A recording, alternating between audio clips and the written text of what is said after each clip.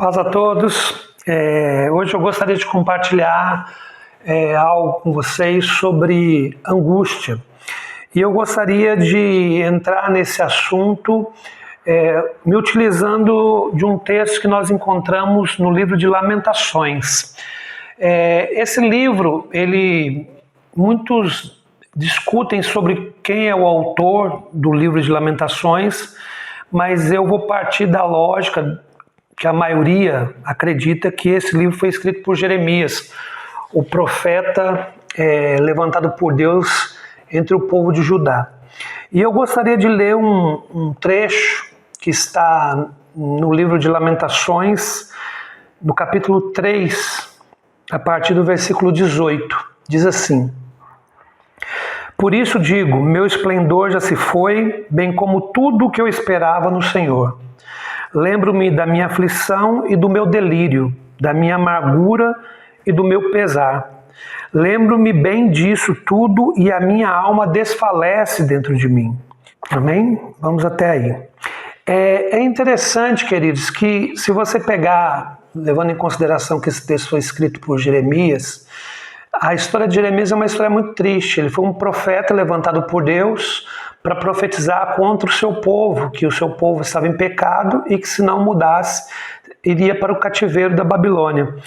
Esse povo despreza Jeremias. Jeremias é um homem que se torna alvo de desprezo, de zombaria, de descrença, de discriminação entre o seu povo. E no final disso tudo ele vê a profecia se cumprindo, o seu povo sendo levado cativo para a Babilônia e a sua amada cidade Jerusalém destruída.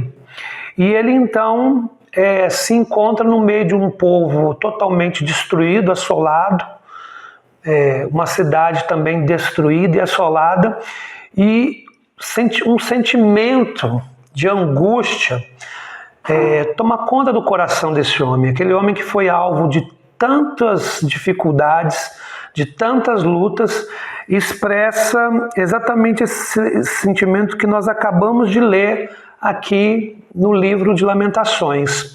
E se você pegar o capítulo 3 todo, você vai ver que ele estava se sentindo profundamente angustiado e era um estado de angústia constante. Podemos até dizer que Jeremias, este profeta, essa pessoa que escreveu Lamentações, estava passando por um processo depressivo. E nós temos que levar em conta algo, né? Quando nós falamos sobre isso. Homens de Deus são passíveis de passarem por um processo de depressão. A depressão não é um problema de pecado necessariamente. A depressão não é um sinal de fraqueza necessariamente. Mas a depressão pode ser a consequência de várias decepções, tristezas, angústias, dificuldades enfrentadas ao longo da vida que culminam num estado de depressão. E é assim que nós encontramos o profeta aqui, um homem que anunciou a palavra, foi rejeitado e viu tudo aquilo que ele falou se cumprindo e ainda viu o seu povo destruído e a sua cidade desolada.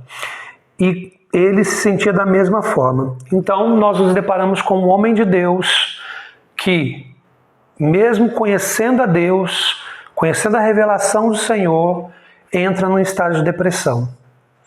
Então é importante a gente lembrar, a depressão é um problema que deve ser trabalhado, é um problema que deve ser discutido dentro da igreja, é um problema que deve ser levado a sério, não podemos ignorar a seriedade desse tema e não podemos desprezar ou desconsiderar os sentimentos daqueles que estão passando por um processo de depressão.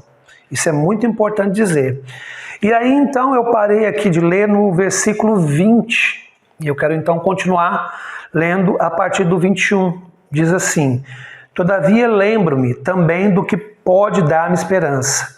Graças ao grande amor do Senhor é que não somos consumidos, pois as suas misericórdias são inesgotáveis, renovam-se a cada manhã, grande é a tua fidelidade. É interessante que mesmo numa condição de depressão, este homem consegue entender que o amor de Deus e as misericórdias de Deus são inesgotáveis.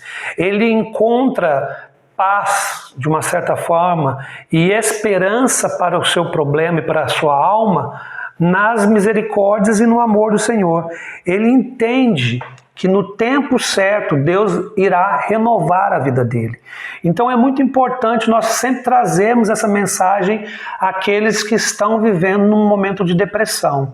A depressão é um fato real, ela pode acometer homens e mulheres de Deus, ela não pode ser tratada com indiferença pelos demais, mas, apesar de muitas vezes passarmos por esse tempo, a nossa esperança, a nossa confiança está depositada no Senhor. Ele é um Deus amoroso e misericordioso que zela pelas nossas vidas e no tempo certo Ele nos livra, Ele vem com o seu socorro e a alegria brota pela manhã. Amém? Deus te abençoe em nome de Jesus e que essa palavra de alguma forma possa edificar a sua vida. Abraço.